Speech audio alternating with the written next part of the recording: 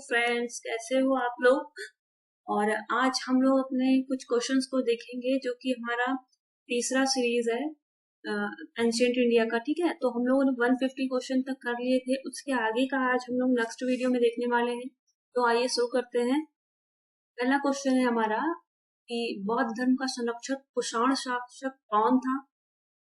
तो कनिष्क जो था वो पहला बौद्ध धर्म का संरक्षक कुषाण शासक।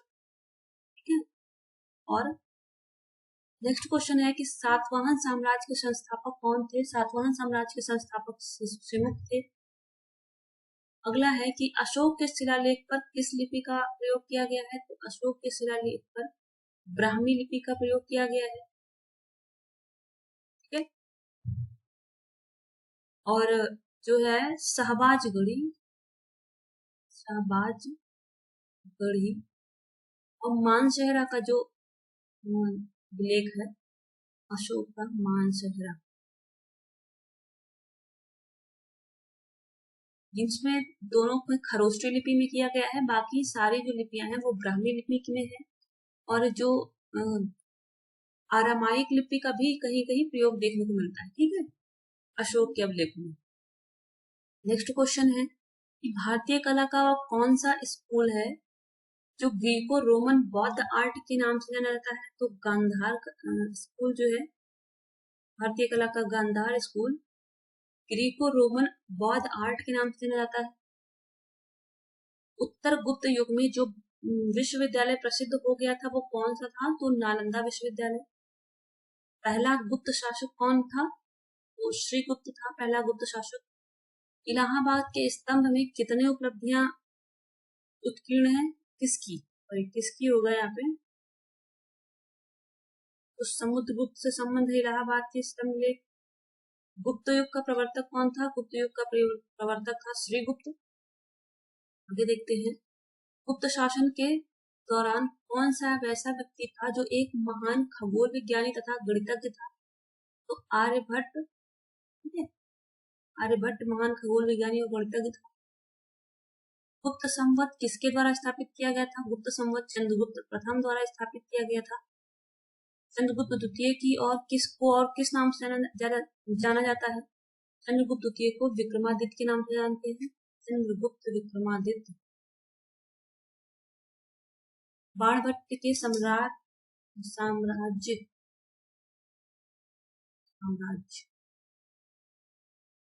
के दरबारी कवि कौन थे। तो हर्षवर्धन थे। ठीक है, हर्ष द्वारा आयोजित कन्नौज सभा किसके सम्मान में की गई थी। तो हर्ष द्वारा हेन स्वांग के सम्मान में कन्नौज सभा आयोजित की गई थी। नेक्स्ट क्वेश्चन है, हर्षचरित किसके द्वारा लिखी गई थी। तो हर्षचरित लिखी गई है बाणभट्ट के द्वारा। अगला क्वेश्चन है कि अलवार संतों का आविर्भाव किस आधुनिक राज्य से हुआ है। तो अलवार संतों का जो आविर्भाव हुआ है वो तमिलनाडु राज्य से हुआ है। अगला क्वेश्चन है, हर्षवर्धन का समकालीन दक्षिण भारतीय शासक कौन था। तो हर्षवर्धन का समकालीन दक्षिण भारतीय शासक पुलकेशिन द्वितीय था। किसके शासनकाल के दौरान अजंता की गुफाएं बनाई गई थी। तो गुप्त शासकों के दौरान अजंता की गुफाएं बनाई गई थी। नेक्स्ट क्वेश्चन है, द्वितीय पांड्यन साम्राज्य के या पांड्य साम्राज्य के भूमि माप का उल्लेख किसने किया गया है। किसमें किया गया है। तो थलवईपुरम तांबे की प्लेटों में जो है पांड्य साम्राज्य के भूमि माप का उल्लेख किया गया है। और नेक्स्ट क्वेश्चन है कि राजा हर्ष ने अपनी राजधानी थानेश्वर से कहाँ स्थानांतरित की थी। तो हर्ष ने अपनी राजधानी थानेश्वर से कन्नौज स्थानांतरित कर ली थी। अगला क्वेश्चन है, खजुराहो के मंदिरों का निर्माण किसने किया है। तो चंदेल शासकों ने किया है खजुराहो के मंदिरों का निर्माण। तो देखते हैं कि बीतपाल तथा धीमन नामक भारत के दो महानतम कलाकार किस चीज से संबंधित हैं। तो पाल युग से संबंधित है।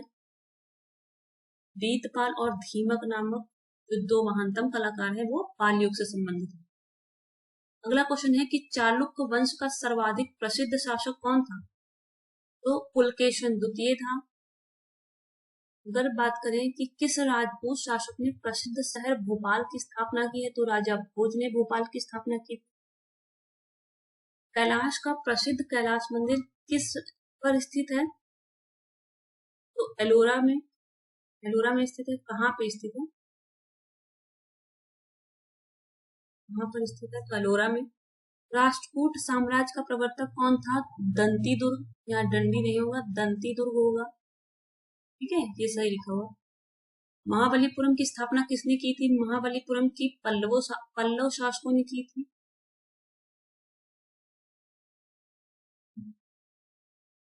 लोगों के नहीं, पर नहीं होगा यहाँ पे। लोगों के एक, ये लोगों का भी नहीं होगा। एक काश्म रथ का निर्माण कहाँ किया गया है? तो काश्म रथ या मिलने का स्थान कहाँ है? तो ये महाबलीपुरम में है। बृहदेश्वर मंदिर कहाँ स्थित है? बृहदेश्वर मंदिर तंजौर में स्थित है। किस राजवंश ने श्रीलंका और दक्षिण पूर्व एशिया को जीता था? तो चोल शासक ने श्रीलंका और दक्षिण पूर्व एशिया को जीता था। भारत और उत्तर से दक्षिण ले जाने वाला चोल राजा कौन था? गंगा को उत्तर से दक्षिण ले जाने वाला चोल राजा था राजेंद्र चोल। तराइन के युद्ध में 1192 ईस्वी में किसने किसको पराजित किया था? तो मोहम्मद गौरी ने पृथ्वीराज चौहान को पराजित किया था।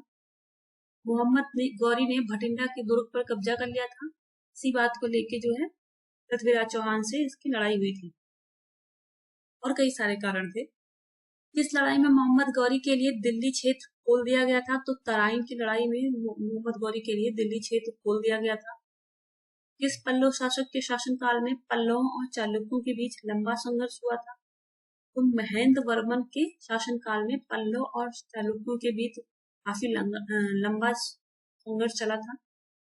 कौन सा शिलालेख चालुक्य के सम्राट पुलकेशिन द्वितीय से संबंधित है? तो ऐहोल का शिलालेख चालुक्य सम्राट पुलकेशिन द्वितीय से संबंधित है। नेक्स्ट क्वेश्चन है कि कांचीपुरम से प्रसिद्ध बैकुंठ पेरुमल मंदिर किसने बनवाया था? ठीक है, तो नंदी वर्मन द्वितीय ने बनवाया था। राष्ट्रकूट की प्रारंभिक राजधानी कौन सी थी? तो एलोरा थी। राष्ट्रकूट की प्रारंभिक राजधानी एलोरा थी। अगला क्वेश्चन है कि दिलवाड़ा के चालुक्य जैन मंदिर कहाँ स्थित है? तो राजस्थान में स्थित है। भगवान बुद्ध की सबसे ऊंची प्रतिमा कहाँ स्थापित की गई है? बामियान में। बर्मा को प्राचीन भारत में क्या कहा जाता था? तो बर्मा को प्राचीन भारत में, बर्मा जो आज का म्यांमार है, इसको प्राचीन भारत में स्वर्ण भूमि कहा जाता था। ठीक है, और एलोरा में गुफाएं और शैलकृत मंदिर हैं। ये हिंदू, बौद्ध और जैन तीनों से संबंधित है। तिरुचिरापल्ली जनपद के दक्षिण में कौन सा जनपद स्थित है? तो पुदुकोट्टई जनपद स्थित है। नेक्स्ट क्वेश्चन देखते हैं, दिलवाड़ा मंदिर कहाँ पर स्थित है? तो आबू पहाड़ी पर स्थित है, राजस्थान में। आबू पहाड़ी, राजस्थान। 1100 ईस्वी में निर्मित मंदिर जो भुवनेश्वर के अन्य मंदिरों पर प्रधानता रखता है, कौन सा है? तो श्री भुवनेश्वर लिंगराज मंदिर। सांची का महान स्तूप स्थित है मध्य प्रदेश में। नेक्स्ट क्वेश्चन है कि हस्तलिपियों के मूल संस्थापक और कौटिल्य के अर्थशास्त्र के संपादक कौन थे? तो आर श्यामा शास्त्री जो थे वो कौटिल्य के अर्थशास्त्र के संपादक और हस्तलिपियों के मूल संस्थापक थे। नागर कोझिकोड कहलाता था, अब कहलाता था नहीं, अब ये कालीकट कहलाता था, कोझिकोड।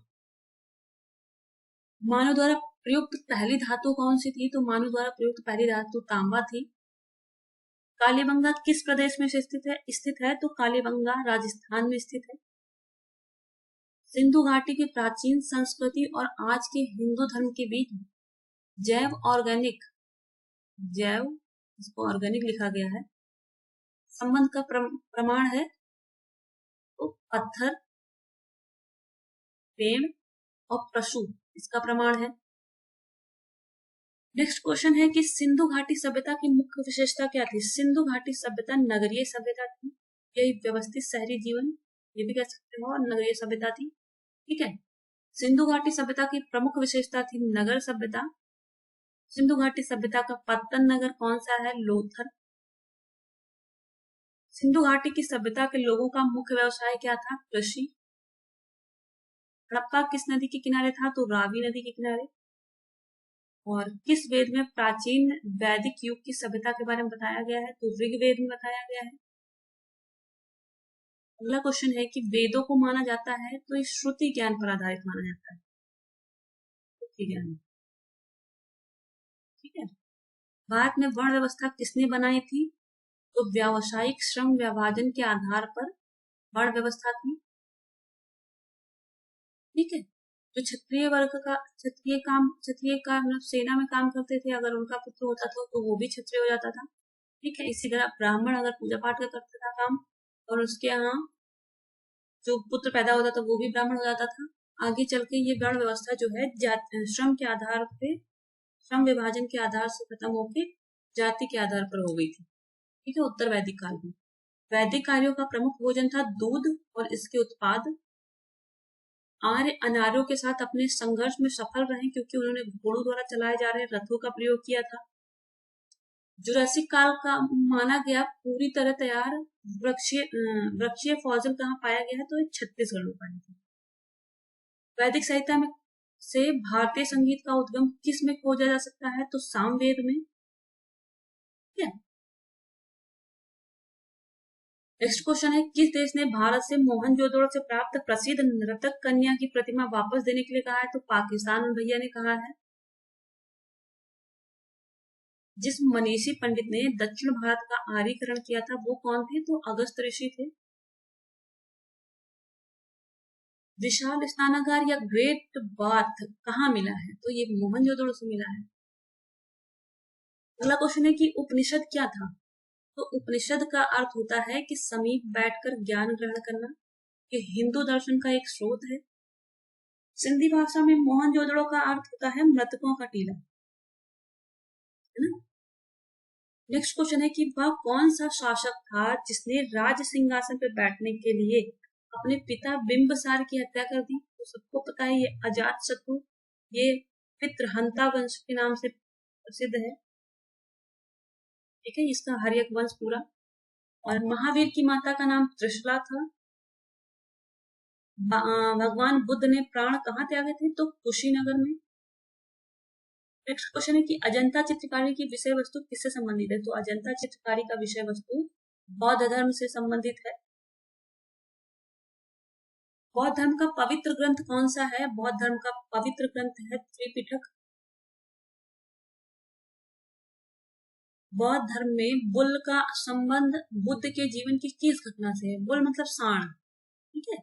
तो सांड का संबंध भगवान बुद्ध के जन्म से माना जा रहा है। अशोक ने किस बौद्ध साधु से प्रभावित होकर बौद्ध धर्म अपनाया था? तो अशोक ने उपगुप्त से प्रभावित होकर बौद्ध धर्म अपनाया था। अशोक का ये बड़े भाई सुशर्मन का पोता था, नहीं, के पुत्र था, उससे प्रभावित होकर इन्होंने उपगुप्त नामक बौद्ध साधु से जो है बौद्ध धर्म की शिक्षा ली थी। और प्रारंभिक बौद्ध ग्रंथों की रचना किसने की थी? किसमें की गई है? तो कौन सी भाषा में की गई थी? तो प्रारंभिक बौद्ध जो ग्रंथों की है वो पाली भाषा में। नेक्स्ट क्वेश्चन है आजीवक संप्रदाय एक संप्रदाय था बुद्ध का समसामयिक मतलब बुद्ध का समकालीन, बुद्ध के समय में, एक ही बात है तीनों। नेक्स्ट क्वेश्चन है कि सिकंदर की मृत्यु के बाद उसके साम्राज्य का पूर्वी भाग किसके अधीन चला गया था?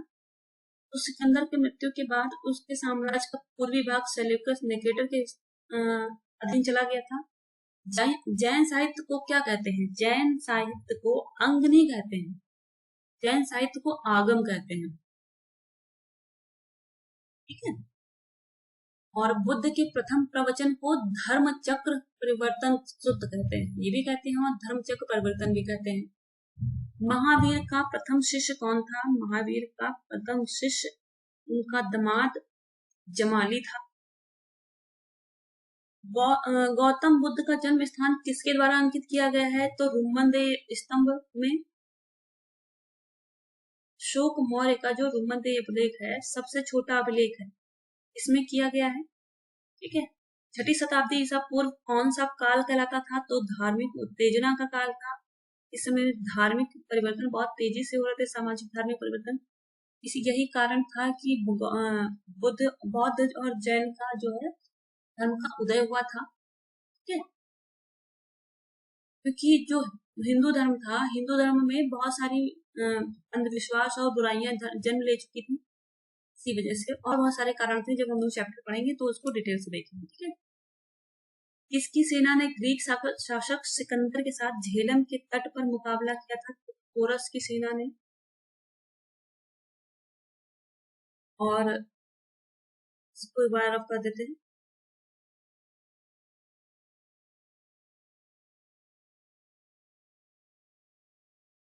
किस मुद्रा में गौतम बुद्ध ने सारनाथ में अपना पहला उपदेश दिया था? तो धर्मचक्र मुद्रा में दिया था।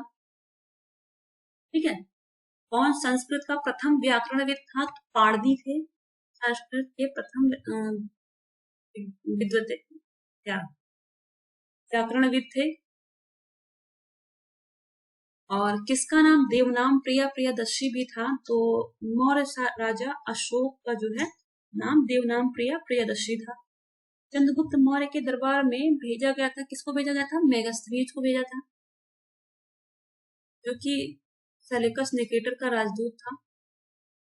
और अशोक ने अपने सभी अभिलेखों में एक रूपता से किस प्राकृत भाषा का प्रयोग किया था? तो मगधी का प्रयोग किया था। चंद्रगुप्त मौर्य का प्रसिद्ध गुरु चाणक्य किस विद्या केंद्र से संबंधित था? तो तक्षशिला से संबंधित था। और प्राचीन भारत का प्रसिद्ध शासक कौन था जिसने प्राचीन भारत का प्रसिद्ध शासक कौन था जिसने अपने जीवन के अंतिम दिनों में जैन धर्म को अपना लिया था? तो चंद्रगुप्त मौर्य ने।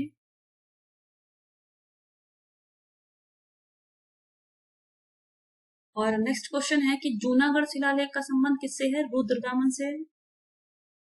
इसके शासनकाल के दौरान अजंता गुफाओं में उत्कीर्णन का काम सबसे पहले शुरू हुआ था। सातवाहनों के समय में अजंता गुफाओं में उत्कीर्णन का काम सबसे पहले शुरू हुआ था। ठीक है, नेक्स्ट क्वेश्चन है कि भारतीय और यूनानी कला के सभी लक्षणों को समन्वित करने वाली कला शैली का क्या नाम था? तो गांधार कला शैली।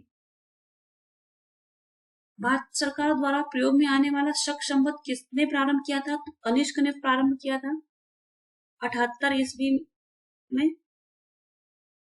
चरक किसके दरबार में प्रसिद्ध चिकित्सक था? तो कनिष्क के दरबार में।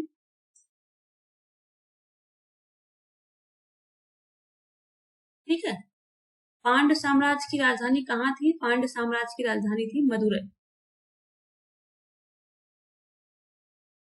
और नेक्स्ट क्वेश्चन है कि तमिल का गौरव ग्रंथ जीवक चिंतामणि किसके संबंधित है? तो जैन से संबंधित है, जैन धर्म से। संगम काल में रोमन व्यापार का केंद्र क्या था? तो मुसिरी था। कलिंग के विरुद्ध अशोक के अभियान की जानकारी का मुख्य स्रोत है 13वां शिलालेख जो है। और नेक्स्ट क्वेश्चन है कि प्राचीन चोल साम्राज्य की राजधानी कहाँ पर थी? तो प्राचीन चोल साम्राज्य की राजधानी थी उरैयूर। अर्थशास्त्र के लेखक किसके समकालीन थे? तो अर्थशास्त्र के लेखक किसके समकालीन थे बताइए? चंद्रगुप्त मौर्य के। ठीक है,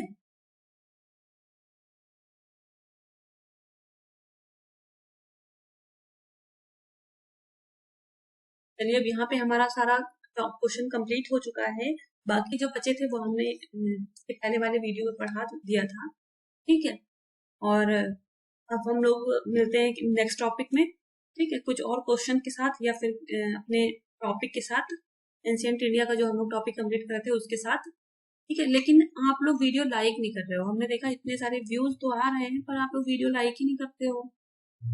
आप लोग वीडियो अगर आप लोग को अच्छी लगती हो तो लाइक कर दीजिए, और अगर अच्छी नहीं लगती है तो आप उसको डिसलाइक कर सकते हो, जिससे मुझे पता चले कि हम ऐसा अच्छा बना रहे हैं। क्योंकि फीडबैक देना बहुत जरूरी होता है। ठीक है, अगर आप फीडबैक दोगे तो हम अपने अंदर सुधार करके फिर उसको आपको और अच्छे से पढ़ा सकते हैं। आप हमको वीडियो जो है लाइक करके या डिसलाइक करके जैसे भी है, आपको पसंद आती तो आप लाइक करो, नहीं पसंद आती तो आप डिसलाइक करो, कोई जबरदस्ती नहीं है। हाँ, लेकिन आप ऐसे करोगे तो मुझे पता चलेगा। ठीक है, चलिए ठीक है, तब तक के लिए थैंक यू।